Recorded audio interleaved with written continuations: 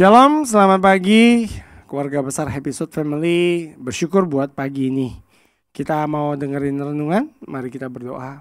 Bapak, kami bersyukur buat pagi ini. Kami mau dengar renungan, biarlah renungan yang singkat mungkin menjadi satu remah buat hidup kami dan boleh menjadi satu panduan buat hidup kami. Dalam nama Yesus kami berdoa, amin.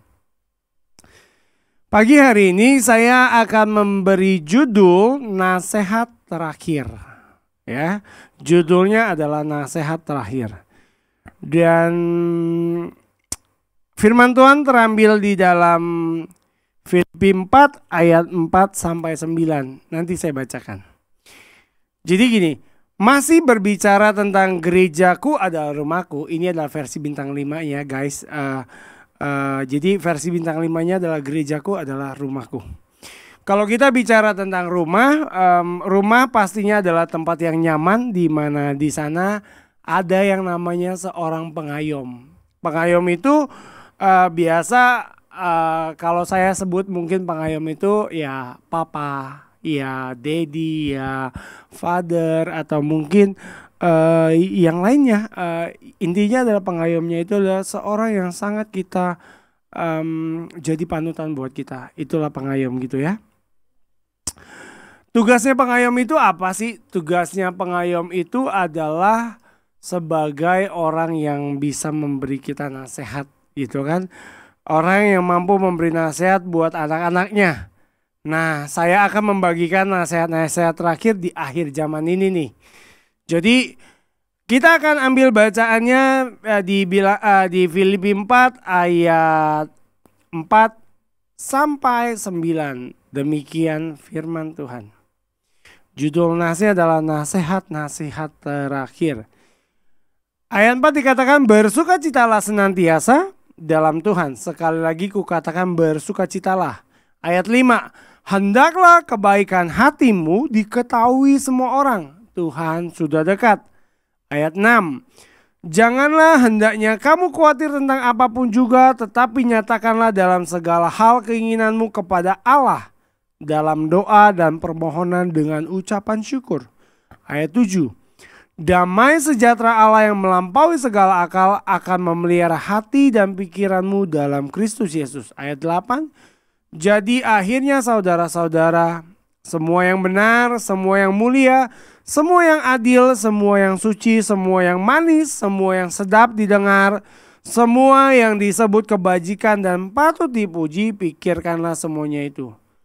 Dan apa yang telah kamu pelajari, dan apa yang telah kamu terima, dan apa yang telah kamu dengar, dan apa yang telah kamu lihat padaku, lakukanlah itu. Maka Allah sumber damai sejahtera akan menyertai kamu. Jadi Bapak Ibu Saudara-saudari sekalian, kita ini sebagai gerejanya Tuhan. Jadi kita ini harus belajar ketika gerejaku adalah rumahku, di mana di dalam rumah itu ada memberi satu kenyamanan dengan adanya seorang pengayom. Pengayom itu adalah ya papa, ya pastinya kalau kayak kita itu ada Bapak Gembala sebagai pengayom. Dan lebih lagi adalah Tuhan Yesus sebagai kepala gereja kita. Jadi ada nasihat-nasihat di akhir zaman ini yang harus kita pelajari ya Bapak Ibu ya. Pertama kita harus selalu bersukacita sekalipun keadaan tidak baik-baik saja. Yang kedua, kita nggak boleh khawatir. Sekalipun mungkin kekhawatiran kita terkadang lebih besar daripada iman kita. Tapi kita harus kalahkan itu Bapak Ibu. Yang ketiga, kita harus belajar memikirkan hal-hal yang di atas, bukan yang pikiran yang malah membuat kita down.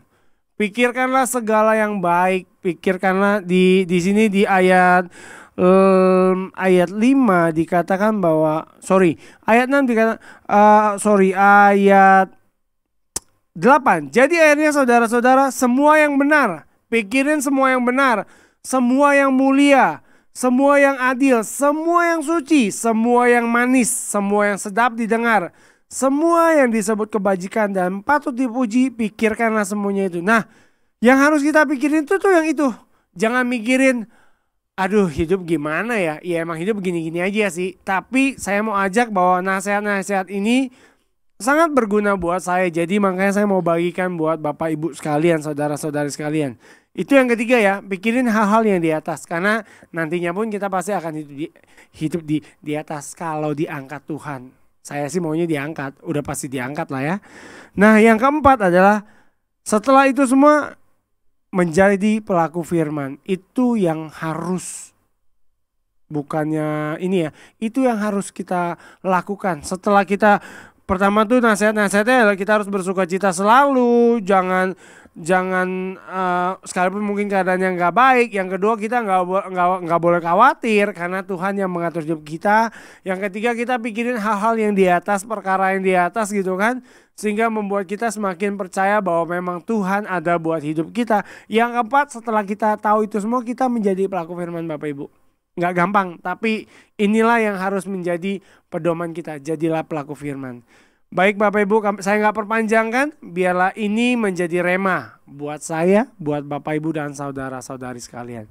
Mari kita berdoa. Kami bersyukur buat berkat Tuhan yang luar biasa. Biarlah hari ini ketika kami mendengar renungan pada pagi ini, kami boleh dikuatkan, kami boleh dipulihkan. Tuhan terima kasih. Biarlah hari ini dari pagi sampai malam, Tuhan pimpin kami, setiap perkataan, pikiran, dan perbuatan kami boleh memuliakan Engkau di atas segalanya. Terima kasih Bapa yang baik.